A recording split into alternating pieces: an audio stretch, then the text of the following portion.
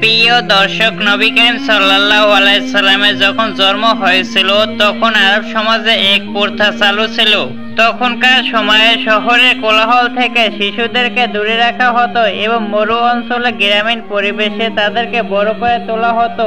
এতে করে শিশুরা মানসিকভাবে শক্তিশালী হয়ে উঠত এবং আরবি ভাষায় তারা পারদর্শিতা অর্জনের সুযোগ পেত।